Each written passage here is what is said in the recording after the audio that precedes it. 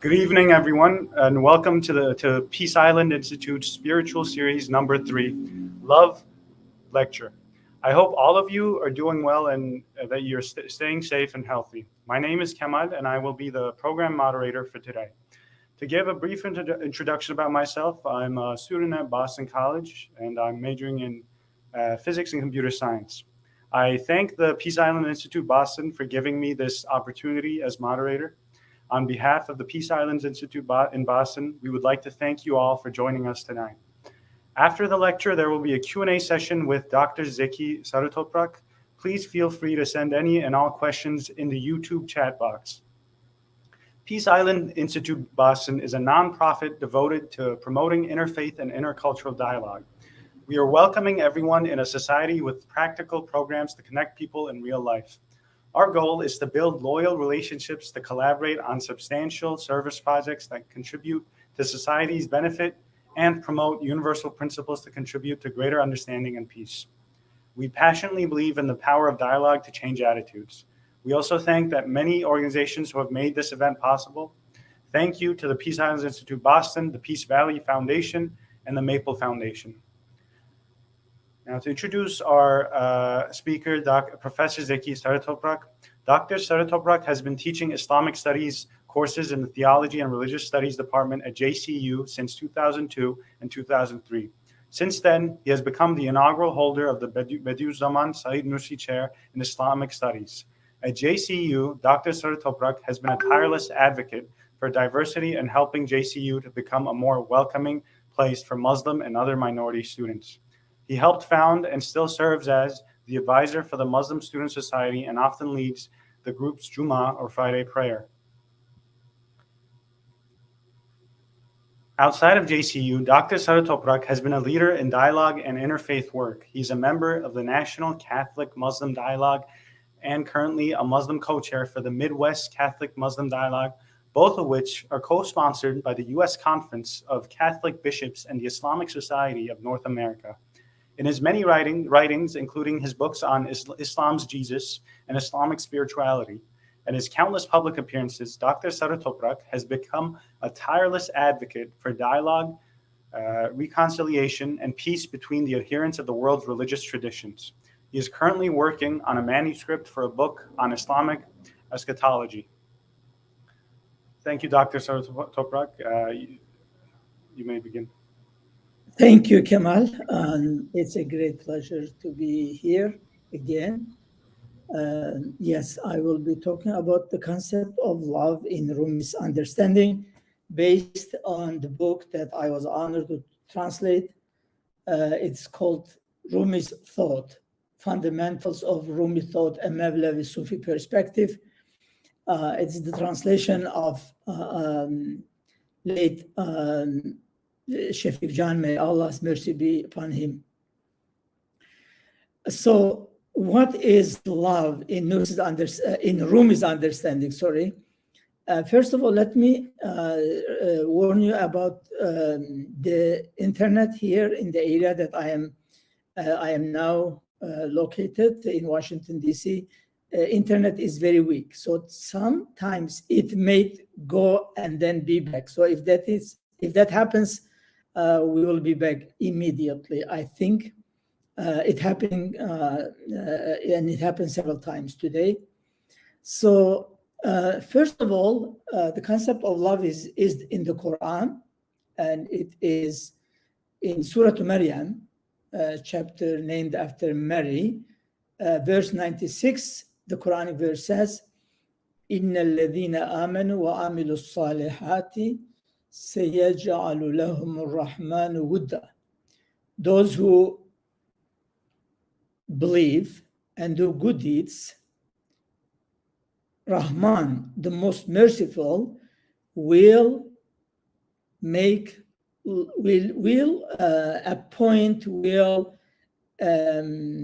create love for them. So there is a connection between love, faith, and good deeds. And the one who appoints love, the one who makes love available, is Al-Rahman, the most merciful, which is another divine name. Allah the name of God, and Ar-Rahman is another name for the divine. And the major name that is considered the source of love in the Islamic mysticism is the divine name Al-Wadud. Al-Wadud is the one who is beloved and one who loves, and love itself. God is love, beloved, and lover. So these are basically in the Quran. The divine name Al-Wadud is in the Quran, and this verse in the Quran, and there are many other verses in the Quran that has this connotation of wood and mahabba and mawadda. These are all terms that are used in the Quran for love.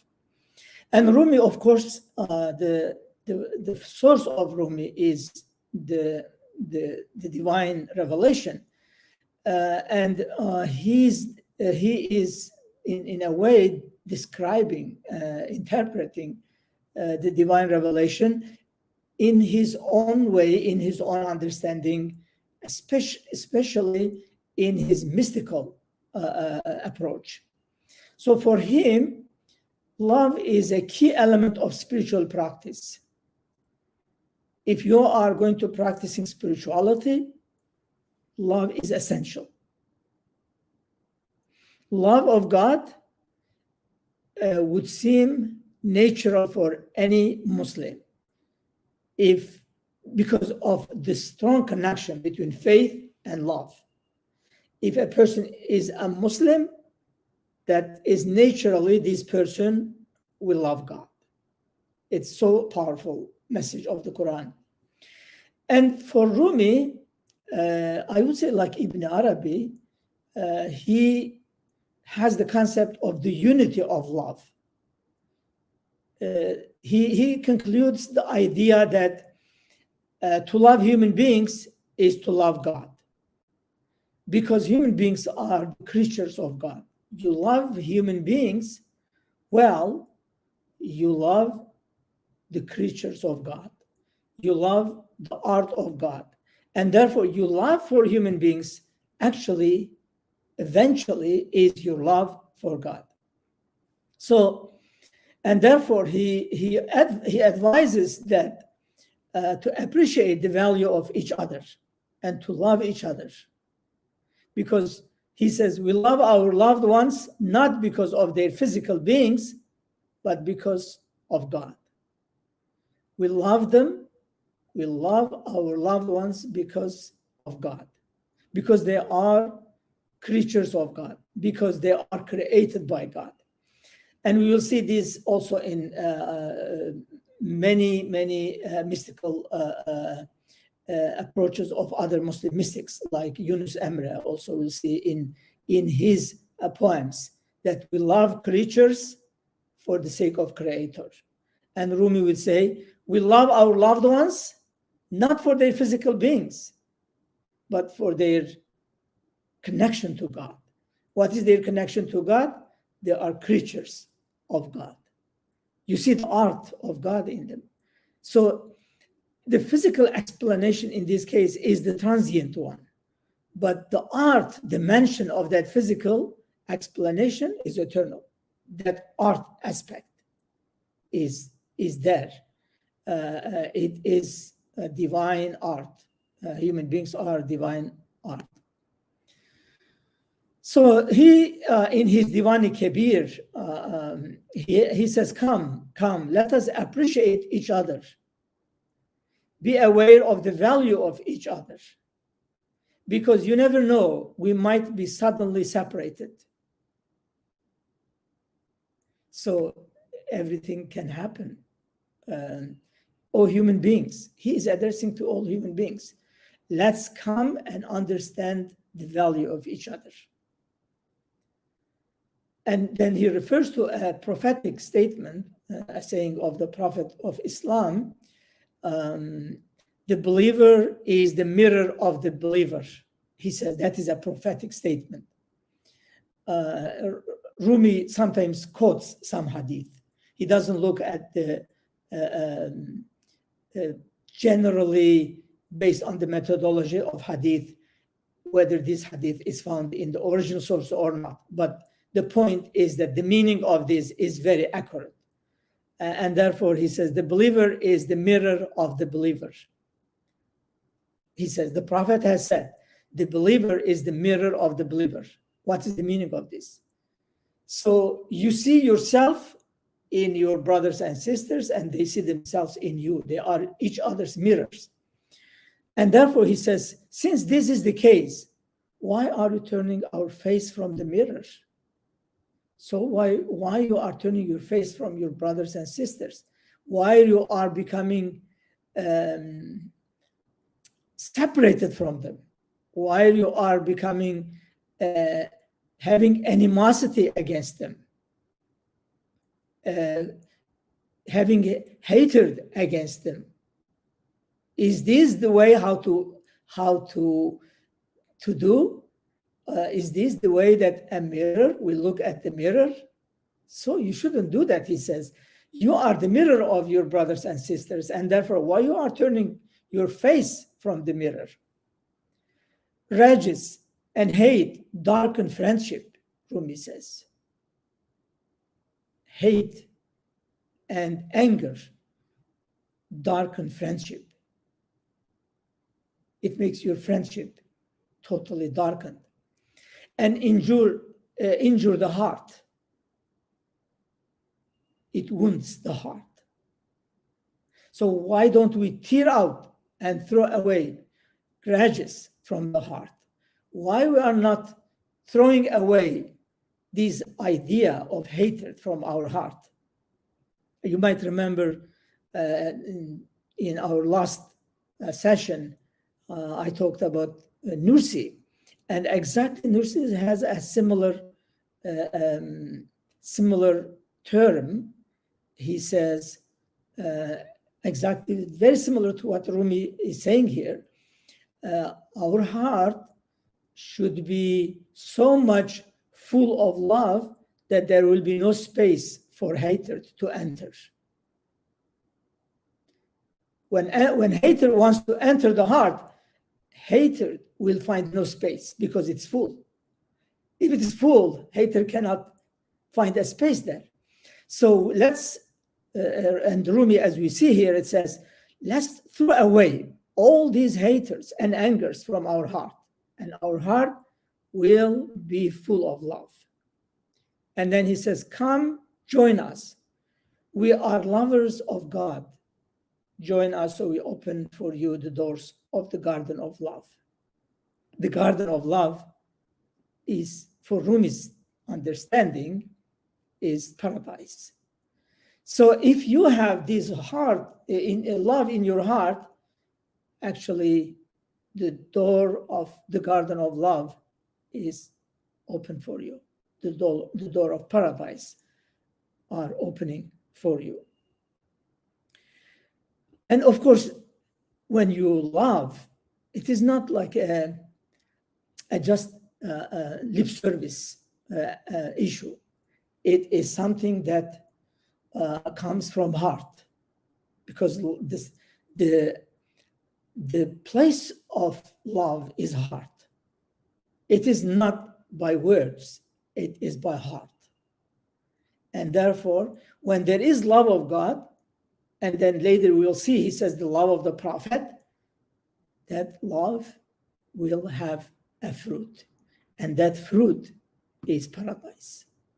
Eternal love, eternal happiness. And then he, again, he invites people to come and get closer. He says, until when is this banditry going to continue?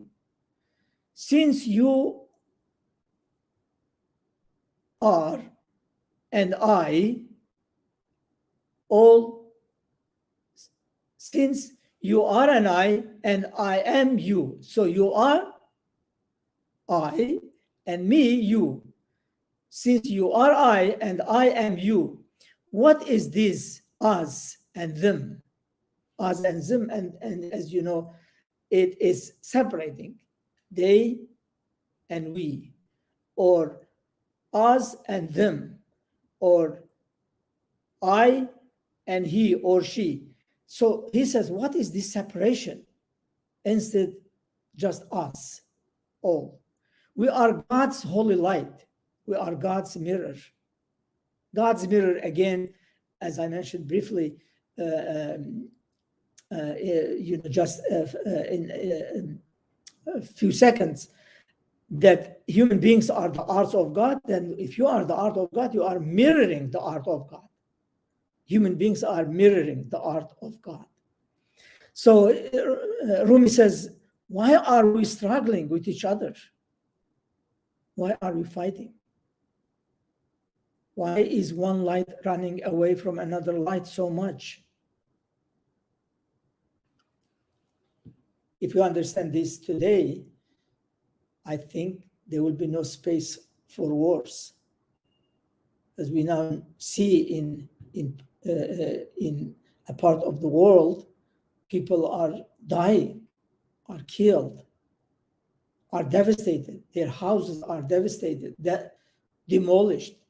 Their life is threatened, and thousands of them are killed, as we see in Ukraine now.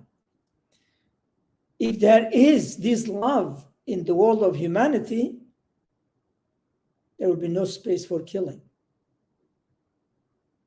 So that's why Rumi's teaching is so essential for our modern world. So why are we struggling with each other? We are all the creatures of one God. Every human being on the planet. We are all humans, are gathered like a body in the being of a mature person. That's what Rumi says. But why are we squint-eyed? Our eyes are not straight. Although we are limbs of the same body, why do the rich look down on the poor? We are the same, poor, rich. They are the same humanity. And as you see how is important to have this teaching, to have a harmony in our society. That is how Rumi looks at the world. So there will be no space for looking down on the poor. There will be no space for harming each other. And then he goes on, and this is in his Diwan-i-Kabir, or the other name of his book, Diwan-i-Shams-i Tabriz. Why does the right hand look down on the left hand of the same body? So are these two hands fighting against each other? No, your two hands do not fight against each other. They help each other. So all humanity, he understands that all humanity is one body. They should not fight against each other. They should help each other. Since both of them are hands of your body, what is the meaning of lucky and unlucky on the same body? You know, like the poor and the rich, or different ethnic groups or different nationalities. They are all the same body, and they are all human beings. Let me go a little bit further. His love for humanity is remarkable. Rumi's love for humanity. He always emphasized that he says, if you understand what unity, Tawheed, means, if you attain unity, and if you rip and throw away meaningless words and thoughts that are separating us from each other, the Spirit sends news to those whose hearts' eyes are open and tells them the truth. So they will find the truth, Rumi says, because their hearts' eyes will be open. In Rumi's understanding, we have two eyes, physical eyes, But also we have two eyes of heart. And those eyes of heart will be open. Like these physical eyes, we have heart's eyes. And therefore, when they are open, they see the truth as the truth.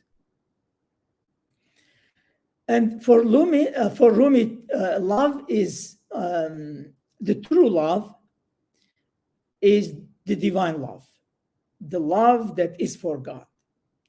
And he says, love is the attribute of God who has no need of anyone. To be in love with other than him is metaphorical love, is ishq majazi in Rumi's teaching. Metaphorical is not a real one, it is metaphorical one. So in one sense, ishq majazi is related to the material world and bodily love, like the love between male and female, love for the worldly things, love the material things. Ishq haqiqi, real love, is the love which is for God, the love that is felt for the divine. In other words, the metaphorical love is transient and therefore fleeting. However, real love is eternal and infinite. You love something, let's say you love your car, but your car is transient. Maybe a few years from now, it will be no longer there. You have to love something that is eternal. And Rumi said that is the love of God, is eternal. And as we know, this also in the story of Abraham, when he saw the moon, he says, this might be my Lord. And when the moon faded, sets, he said, this cannot be my Lord. Then he saw the sun, and the sun is brighter, is bigger. And he says, this might be my Lord. And then when the sun sets, he has this famous statement, and that's in the Quran. He said, I don't love the things that are fleeting, the things that are transient. I am facing to the eternal one, and that is the creator of heavens and earth. And that is, in Rumi's understanding, is ishq haqiqi, the real love. So the metaphorical love is transient, the real love is eternal and infinite. Though metaphorical love for beauty is also important, because it is love for the reflection of the beauty of the Creator. If there is a beauty, that beauty in a real sense is the reflection of the divine name Al-Jamil, the most beautiful. Whatever you can imagine of the beauty on earth, that is a reflection of the divine name Al-Jamil. Be the beauty in human life, be the beauty in nature, be the beauty in celestial bodies. Whatever you can imagine of beauty is the reflection of the divine name Al-Jamil. And therefore, it is the reflection of the beauty of the Creator. And therefore, that beauty and love for that beauty becomes love for the Eternal One, eventually. And then, while transient love has a purpose, it should not get in the way of true love. Transient love has a purpose. Like Rumi says, this romantic love or desire has been given to people for the continuation of humanity. At the same time, human beings are expected to struggle against their biological desires. Biological desire should not become an obstacle to the love of God. If people are drawn into their biological desires, they will be missing the eternal love. And therefore, in Rumi's teaching, and Shafiq Jan elaborates beautifully in this book, and I was honored to translate his book, to defeat these desires is considered to be one of the most heroic acts. To defeat the biological desires and to be above them. That is a heroic act in Rumi's teaching. So he goes something on nature and on the beauty of flowers. He says, "O smiling flowers, O green grass, I will see when I pass over you. Now you are quite joyful because you don't think of your end. Humans' youth, beauties are similar to this," Rumi says. So he wants to take a lesson from the world of nature. Is kind of shining. There's a period of the time of the life of the flowers. They are shining, they are beautiful, and then after a while they are fading and they are totally gone. So that's exactly like human beings' life. Human beings, youth, beauties are similar to this. Beauties open like a flower. They are proud of the beauty of their body. Human beings are proud of the beauty of their body, Rumi says. They look at the mirror and they love because they receive power from the spirit hidden in them. It gives life to them and makes them happy, which is very natural in human inner life. The spirit speaks to the beautiful who are proud of the beauty of their body as follows, Rumi says. So the spirit is above the body, is not the body. It is something that is much more powerful than the body and speaks of the individuals. You live because of my light, not because of the body, because of my light. What is the reason for this pride? Why you are so much proud of your physical beauty? Because you live because of the light of the spirit. Through the power that I give you for 1 or 2 days, spirit says. Of course, Rumi make allegorical conversations. So as if spirit speaks to the body and tells this. Through the power that I give you for 1 or 2 days, this indication of the limited life of human beings, you move, you feel happy, and you think that this material life will never end. Your joy is so big that it cannot fit in this world. Wait and see after I leave you. After I leave you, that means after the spirit leaves the body. Then you will see how the body will be functioning. Those who have loved you very much, spirit is talking to the body. Those who have loved you very much will bury you in a grave where your body is eaten by ants and snakes. Is there anyone who is content with death? People generally don't like to die, although Rumi has a separate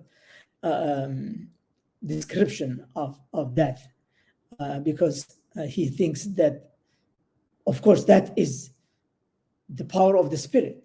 He says, for me, it is the time that is meeting with my Lord.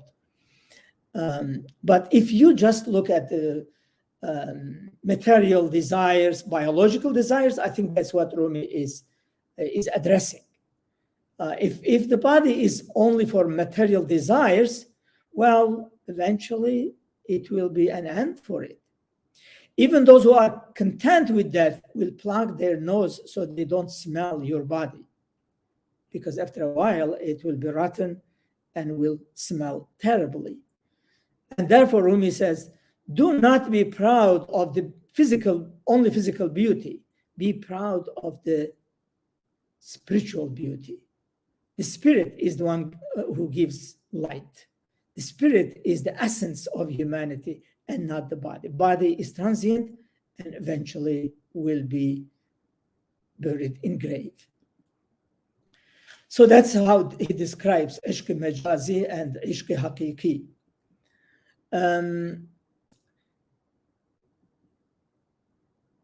Thinking deeply, Rumi says, excuse me. Thinking deeply, we understand that God loves humanity as God is closer to you than your jugular vein. We should seek to be close to God. God is close to humanity, but it is the job of human beings also to be close to God. That is Rumi's way of looking at this Quranic verse that says, Allah is closer to you than your jugular vein. He is with you. He is always close to you. So, all human beings, you try to become closer to the divine. And of course, this closeness is not in physical and material sense. This closeness has nothing to do with space and distance. This closeness is through senses, love and attributes, qualities, beautiful attributes, beautiful behaviors. This way a human being becomes closer to God, not physical. Of course, physically, God is not in the physical realm, and therefore God is not a physical to become closer to God physically. The closeness to God is in spiritual sense. So Rumi beautifully puts that there is another soul in your soul. You seek for that soul. In the mountain of your body, Rumi says, in the mountain of your body, there is a highly valuable element. Valuable element. As you know, mountains are the source of variety of elements and sometimes very valuable elements.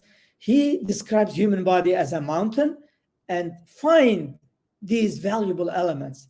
You seek for the mind of that element. O mystic who looks around, if you search for him, if you search for God, don't look for him outside. For him, look inside. If you look inside, look carefully at yourself, you will see that valuable element that will take you to the divine. And that is, famous statement. Some even say that it is a hadith. And it is even prior to Islam, I think, by many philosophers, that if you understand yourself, you will understand God. If you understand yourself, you will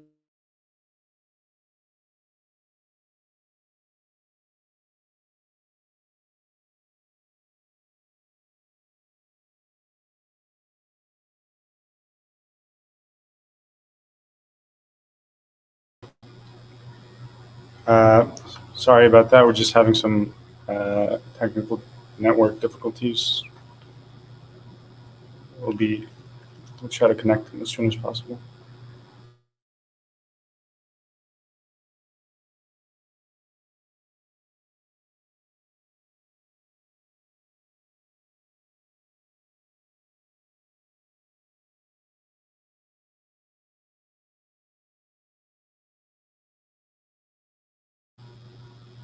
Again, just give us a few minutes.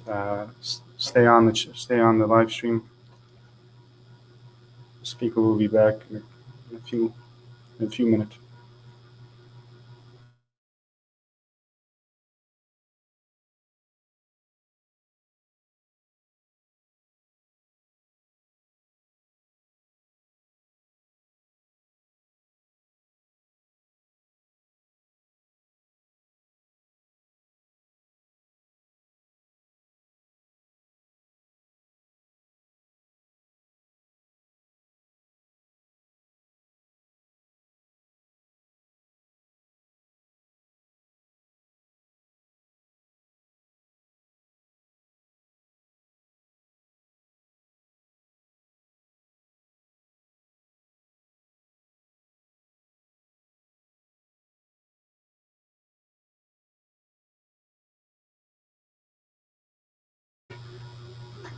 In the meanwhile, if you guys, we will be starting our Q&A session soon. So please, if anyone has any questions, you can feel free to write it in the YouTube chat, the live chat, and we'll be answering each and every one of them, hopefully. So again, if you have any questions, just write them in the live chat. We'll be starting the Q&A session soon. We'll be going over everyone's questions.